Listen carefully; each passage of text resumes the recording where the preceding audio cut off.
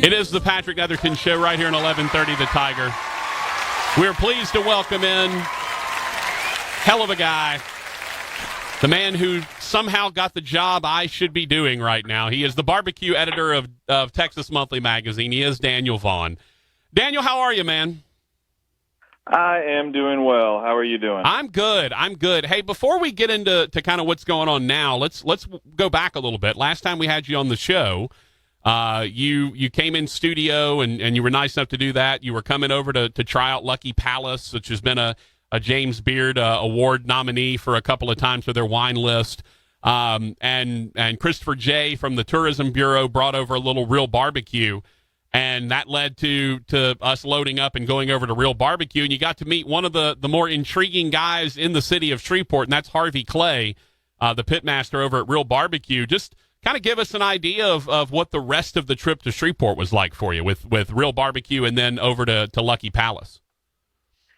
Yeah, well, back in the days where we could cross state lines freely, right. It was and eat in restaurants. Yeah.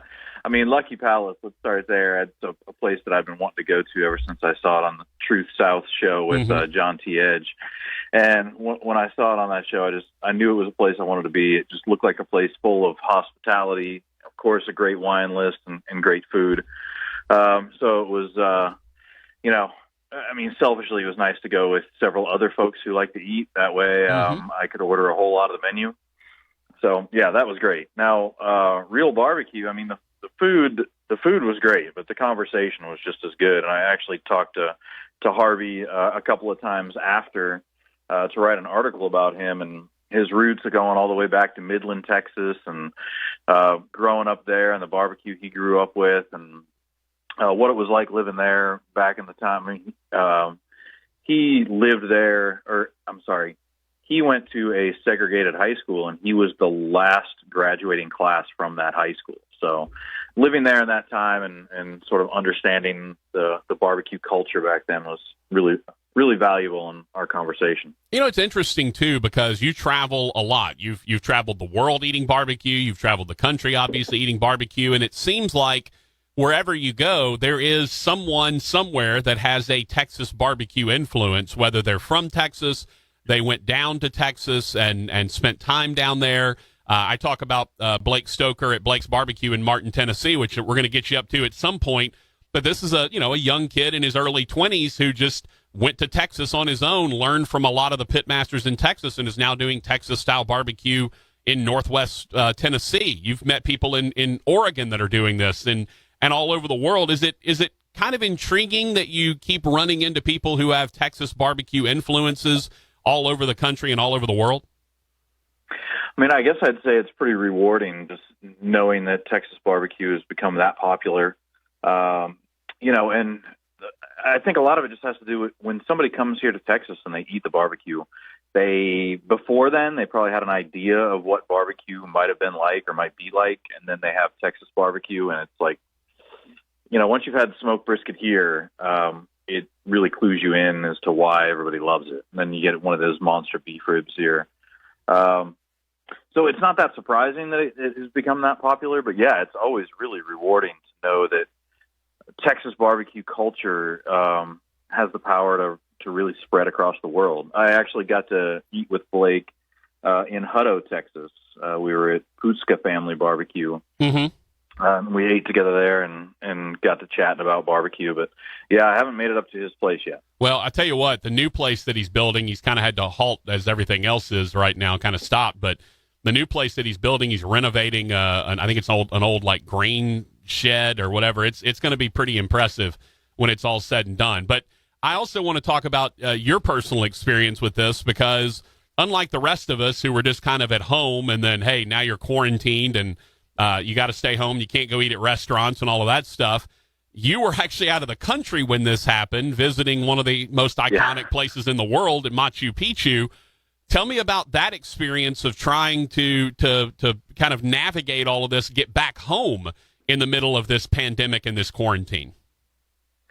Yeah, well, we had a trip planned for a long time to go to Peru with the family for spring break. We left before spring break. We left a week earlier. But when we left, we knew there was there was a risk. Like we were packing up and we had an early flight the next morning. And as we were packing up is when President Trump made the announcement that he was closing the borders from Europe. And that was the same night that the NBA suspended the season. Mm-hmm. So my wife and I were kind of looking at each other like, should we keep packing? Well, we did, and we left. There didn't seem to be any issues in Peru at the time. In fact, it seemed like a safer option maybe. But that quickly changed because we went up to see Machu Picchu, and we took a train back into Cusco that evening, had dinner, and then in the streets of Cusco, you could hear that everybody was tuned into the same address from the president of Peru. Yeah. So we thought that it was pretty important to see what he was saying, and it was that they were closing down the borders in 28 hours. And so we attempted to get a flight out. We purchased a flight out, which the next morning we went to the airport, and our flight had been canceled. Our flight from Cusco to Lima was still operational, and we got to Lima, but our flight from Lima that would have gotten us back home was canceled. Mm-hmm. So we were stuck in Lima for four and a half days, and not really knowing exactly how we would get out. And then a chef down there who I'd never met before, we had reservations to go to his restaurant, but I'd never met him and never talked to him before. He knew our situation and knew our plight and worked to find us a flight out. And we left our hotel room early in the morning, went to the airport, which was completely shut down. All the gates into the airport were shut down. So we had to wait outside this gate with about 175 other people, just hoping that someone would come to this gate and unlock it and let us in and get us on a plane. And a few hours later that happened, and we flew home, and we're back. And I mean, I was just reading that was at the end of March, and I was reading some stories right now, and I still get the emails from the, you're on the list to be able to get flights out. Right. And there are still people who are stuck there now. Wow. Who are trying to get back to the States. So we were really lucky to be able to get back when we did. That's crazy. Talking to Daniel Vaughn, the BBQ editor of Texas Monthly Magazine. All right, let's switch gears. Now you're back, and you're doing a lot of reporting on what's going on in terms of Texas barbecue. I've seen a lot of places are just shutting down temporarily. A lot of places have gone to the only carry out model, the delivery model. What is kind of, is there a most common response to this by the Texas barbecue community, or is it all just kind of a case by case basis? Well, I mean, I've got to commend the pitmasters out there. I've been shocked to see. I keep a running list of all the places that have temporarily closed, and on an order of magnitude from how many barbecue joints there are out there, that list is pretty short from a percentage standpoint. I'm continually amazed at how many barbecue joints are open and operating and somehow making it work. There's certainly not a whole lot of them out there that are making any sort of profit, but they're just trying to keep the business running, keep some of their people employed, and try and maintain and survive until they get onto the other end of that. So that really is the main story I'm seeing. Now, as far as strategies for how to make it work, some obvious things like really focusing on the menu items that make you money, not focusing on the menu items that are expensive to produce in the first place. Mm-hmm. A lot of places have dropped beef ribs altogether. There's some barbecue joints out there known for their really great prime brisket, and they're like, no, can't do it anymore. Like we need to charge less money for brisket, therefore we need to use a lower quality brisket just to make it work for our community. That's Brett's Backyard Barbecue in Rockdale is doing that. Folks famous like La Barbecue, famous for their beef ribs, are just like, we're not going to do them anymore. And then you go to a place like Franklin Barbecue now that is famous for that huge line outside. Mm-hmm. Now it's a line of cars there for curbside pickup. So, I mean, everybody's had to shift what they're doing, but see a whole lot more packaged meat, like cold, whole briskets that are packaged up that people are selling. There's some folks who have gotten into the barbecue shipping game There's still a lot of barbecue joints out there that are only operating as shipping. So Louis Miller Barbecue in Taylor, you can still get that brisket and beef ribs, but you can't go to the restaurant to get it. You've got to get it shipped to your house. And then there are a lot of hopeful stories out there, like down in Belton, there's Miller's Smokehouse, and they've pretty much shifted their operation to becoming a grocery store. Yeah. So they've got their whole menu that you can order for curbside pickup for barbecue, but then they've also got a whole other pre-order system that's all for grocery items. And that's just been a way they've been able to maintain. My most recent conversation was really with Pody Campos down in Pecos, Texas, way out west in the Permian Basin. And, I mean, that was more of a depressing story. Right. He's got a full understanding of the fact that he is dependent on the oil industry and the workers who come in from that to be able to sustain his business. And he had already seen that trend down 6 months ago.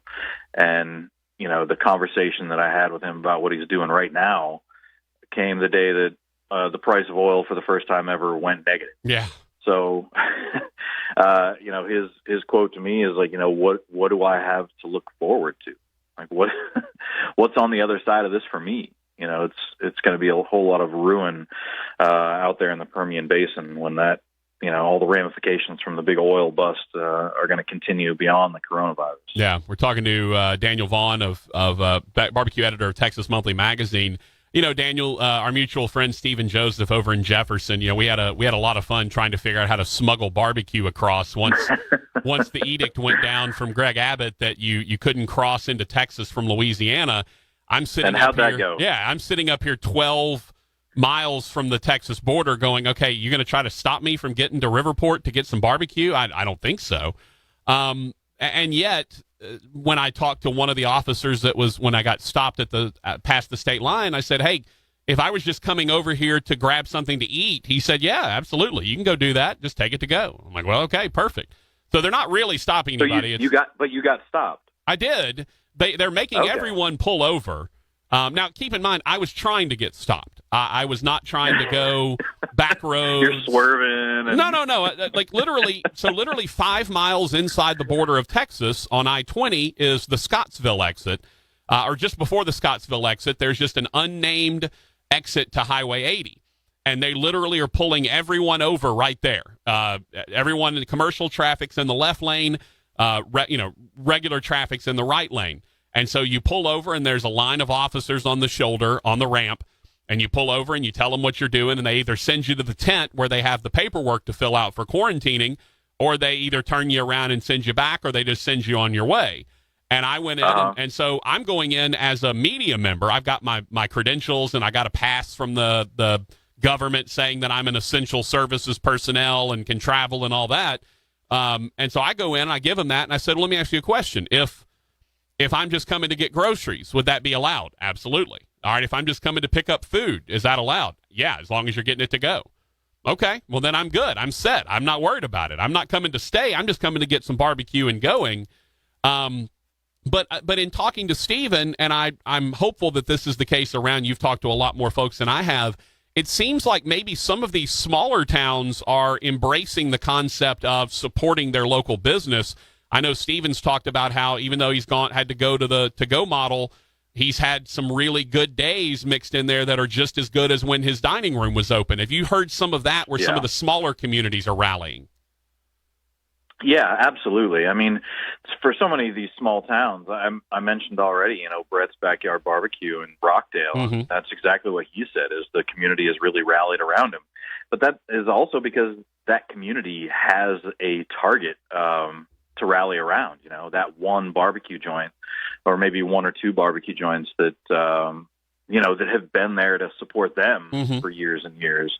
And in the big city, it's just not quite the same. I mean, we've got our neighborhood places for sure, but we've got so many to choose from here in Dallas and Fort Worth. If you're in Austin or Houston, it's like I have that same problem. Like, which one can I support today? Yeah. If I just had one that I could go to once a week or whatever and continually support, it'd be a lot easier. I'm I've gotten some barbecue shipped in as well here. I ordered a whole brisket from Snow's Barbecue since they're still operating but not open. And Tootsie Tominette's just celebrated her 85th birthday. Amazing. But she's still cooking barbecue at Snow's, just not greeting any customers anymore. Which is sad, because she's one of those people she's going to come up and give you a hug, a handshake, all of that stuff. She's incredibly personable when you come and eat there, and that's kind of a shame in the social distancing age now. Yeah, that's for sure, and that's one of the things that really keeps her going, is that sort of interaction and being able to talk to all those folks. And so, she told me when I talked to her recently that she was even happier now more than ever to have barbecue still, to be able to come in and cook barbecue and feel like she has a purpose and something to do rather than just sitting at home. Absolutely. All right, last thing, Daniel Vaughn, BBQ Editor of Texas Monthly. Do you think there's going to be any sort of long-term ramifications for this, either some sort of a major contraction of barbecue places, or any differences in the way things are handled moving forward? Or do you think once this is all over, it gets kind of back to business as usual? I don't think there's anything in our life that is going to get back to normal or back to usual or back to the normal that we enjoyed like in February. And I think barbecue joints are right there along with that. I mean, the National Restaurant Association right now is already projecting that at least 25%, maybe a third of restaurants are going to have to close permanently from this. And I think barbecue joints are going to go right along with that. I was at first really worried for a lot of the small town barbecue joints who might not have the same sort of social media reach that that some of the big city ones and some of the newer barbecue joints have. But, I've seen what you talked about, that rallying effect around those small town places. But, in places where the barbecue market is saturated, we're going to see barbecue joints that don't come back from this. I'm keeping that list of temporarily closed barbecue joints, and I just keep hoping and praying that week to week, as I update that list, that I can still use the word temporary for all of them. Yeah. Daniel, you're the best, man. I look forward to when all this gets over with, I can come into Texas without being quarantined, and we can break brisket sometime, man. That's right. I look forward to it as well. All right. Appreciate it, man. Daniel Vaughn, BBQ Editor of Texas Monthly Magazine.